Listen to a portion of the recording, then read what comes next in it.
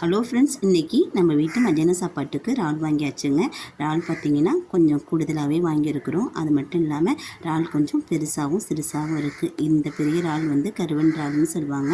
அந்த மாதிரி ஒரு 3 இறால் கிடக்குது, 3-4 இறால் கிடக்குது. அப்புறம்லாம் வெள்ளை இறால், அப்புறம் இது மாதிரி ரெண்டுமே கலந்த மாதிரி இருக்கும் இல்லையா, அந்த மாதிரி இறால் கொஞ்சமாக வாங்கிட்டு வந்திருக்கிறாங்க. இந்த இறால் ரேட் என்னன்னு இன்றைக்கி எனக்கு தெரியல. அப்புறமா இதை பாதி கழுவி எடுத்து வச்சுருக்கேன். இந்த இறால் எப்படி உரிக்கிறதுன்னு பார்த்தீங்கன்னாக்கா, நடுவில் உள்ள குடலை நம்ம கண்டிப்பாக எடுத்துடணும், இல்லாட்டி சாப்பிட முடியாது. அது குடல் வந்து மண் நரன்னு இருக்கும்.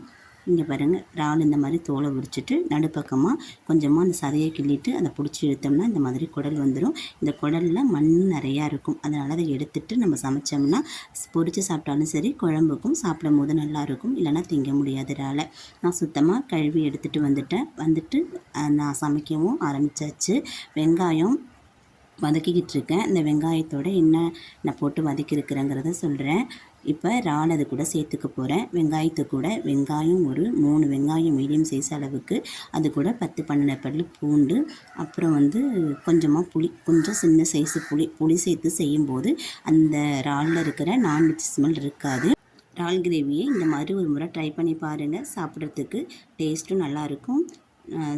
நமக்கு கிரேவி நிறையா கிடைக்கும். வெங்காயம் தக்காளி அரைச்சி ஊற்றி செய்யும் போது கிரேவி நமக்கு நிறையா கிடைக்கும். இப்போ ஒரு வதக்கிட்ட இறாலையும் சேர்த்து இது கூட அரைச்சி வச்சுருக்கிற தக்காளியை சேர்த்துக்கலாம். வெறும் தக்காளி மட்டும்தான் கொஞ்சம் குறைன்னு நான் அரைச்சி சேர்த்துருக்கேன். நம்ம வந்து வெங்காயம் தக்காளியை அரைச்சி ஊற்றாமலும் வெங்காயத்தை சின்ன சின்னதாக கட் பண்ணிவிட்டு நல்லா வதக்கிட்டு அதுக்கப்புறம் தக்காளியும் போட்டு நம்ம வதக்கிக்க வேண்டியதான். நான் இறால் தாளிக்கிறதுக்கு எண்ணெய் சேர்த்துட்டு அதுக்கப்புறம் கடுகு, கருவேப்பிலை இது மட்டும்தான் சேர்த்துட்டு இது அதுக்கப்புறம் வெங்காயத்தை சேர்த்துட்டு அரைச்சி வச்ச வெங்காயத்தை இப்போ அரைச்சி வச்ச தக்காளியும் சேர்த்து நம்ம நல்லா கிளறி விட்டுற வேண்டியதான். கிளறி விட்டுட்டு தண்ணி எதுவுமே இதில் சேர்க்கக்கூடாது. உப்பும் இந்த ஸ்டேஜில் சேர்க்கக்கூடாது. ஏன்னா இறால் பார்த்தா நிறையா இருக்கிற மாதிரி தெரியும். உப்பு நம்ம அதுக்கு தேவையான அளவு போட்டுருவோம். இறால் கொதித்த பிறகு சுருங்கிடும், தண்ணி நிறையா விடும்.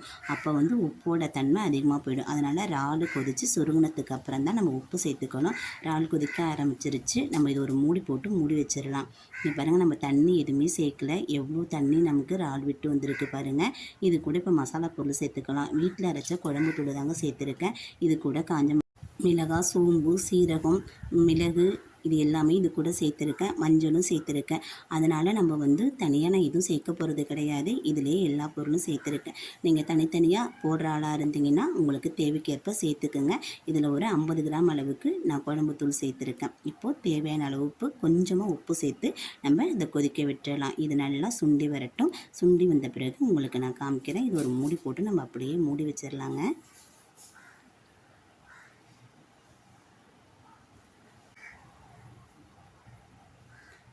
மூடி போட்டு மூடி வச்சதுக்கப்புறம் இறுதியாக கொஞ்சம் போல் மிளகுத்தூள் சேர்த்துக்கிறேன். இந்த அளவுக்கு நமக்கு சுண்டி வந்துடுச்சு. இங்கே பாருங்கள், அந்த தண்ணி எல்லாம் கொதித்து இந்த அளவுக்கு நமக்கு சுண்டி வந்துடுச்சு. இந்த ஸ்டேஜிலேயே உங்களுக்கு போதும்னு நினச்சிங்கன்னா அப்படியே இறக்கி சாப்பிட்டுக்கலாம்.